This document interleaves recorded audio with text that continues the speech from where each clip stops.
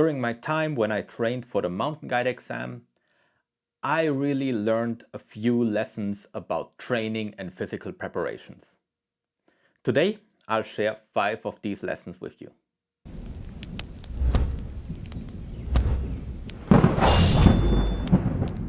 Hey guys, welcome to the High Ground. My name is Fabio, and today we will talk about 5 basic tips for being in the outdoors, training for mountaineering and training for climbing. As some of you might already know, I was doing the Swiss Mountain Guide exam. It's a 3-year course. I got sidelined by a few heavy injuries within a 6 months time frame. It hit me 3 times. I was now sidelined for almost 1.5 years. So I have a lot of catching up to do to get back to the physical condition you need for the mountain guide exam. And as promised in another video, I want to take you along. So first, when we talk about training, we have to cover some basics. We're doing that, but before we start, I wanted to give you 5 tips that should really give you a basic understanding and some tools that will help you throughout your journey in training for mountaineering or climbing. Now let's get started. In the previous video, I explained how to really estimate the distance you need to travel from point A to point B in the outdoors. This is not the same point, but we're really talking about the performance your body has to do for a specific training session. And that's a rule of thumb that we took from the military. Every 100 meters in altitude gain is equal to 1 kilometer of running in the flat when it comes to performance. So if you plan for a training session of 10 kilometers, then you could also do 7 kilometers and 300 meters of altitude gain instead. It's important to know that because a lot of people go out and they have a certain amount of distance they have scheduled and then they run, not considering the altitude gain they had in between, and so you really easily slip into overtraining, and that's not something we want to do. The second point, we will talk a lot about endurance training, but I want you to know that endurance is not endurance. We will talk about cardiovascular endurance. So that's basically the capability of your body to supply your muscles with oxygen. And we will talk about actual muscle endurance. That's really the capability of a specific muscle to perform a task under load over and over and over again. We will go into great detail what your cardiovascular endurance is, what your muscle endurance is, and how you really recognize which of both you should train. But for now, just let it be known that these are 2 different types of endurance.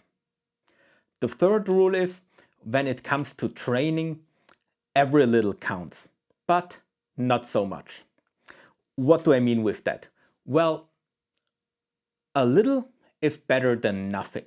So you should really use any opportunity for training. If you have a busy schedule, then yes, use the time that is available for training. It's better to go for a 20-minute run or for half an hour run than to go for no run at all. But if we're also honest, if we want to train for mountaineering and being in the outdoors for a longer time, then we're talking about long-term endurance workouts or long-term endurance activities. You will need longer training sessions to really prepare for this. It will be very hard to prepare for an 8-hour climbing day with only 45 minutes of running every day. It's not impossible, but it's much harder, and your body will not be adapted as well as if you would really have these long endurance sessions or long training sessions. The fourth point is rest days are important. And To be honest, I don't even like the term rest days. Let's call them recovery days, because rest day sounds like you're sitting on your sofa and you don't do anything on these days. And that's not correct. A recovery day is important because it sets you up for success with the next days or the days after training session.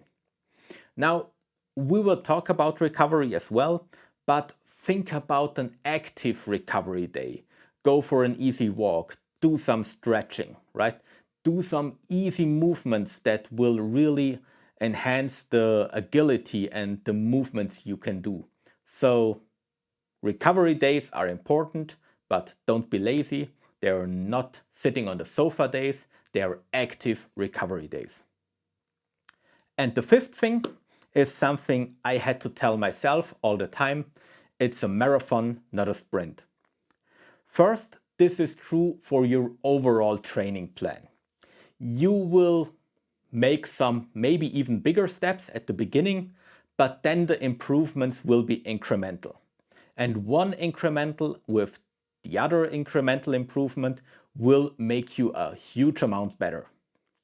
But it's a marathon, not a sprint, is also something that you will have to tell yourself during the training sessions. I can't tell you how often I had a 3-hour run, 4-hour run scheduled, and I had a pace for a 4-hour run, right? So I run slower for a 4-hour run than I would do for a 1-hour run.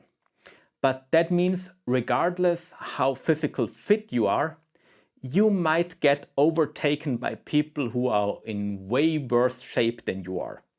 And to not let your ego really get into the mix and get you to, well, start running faster than you should, right? So that you train in the wrong zone. We will talk about these zones. So that's really something where you have to tell yourself, hey, for me, this is a marathon, it's not a sprint. Perfect. So I hope you liked those 5 points. I'm really looking forward to this series, to sharing what I learned during the training on my own, but also during the training when I was full-time coached by Uphill Athlete.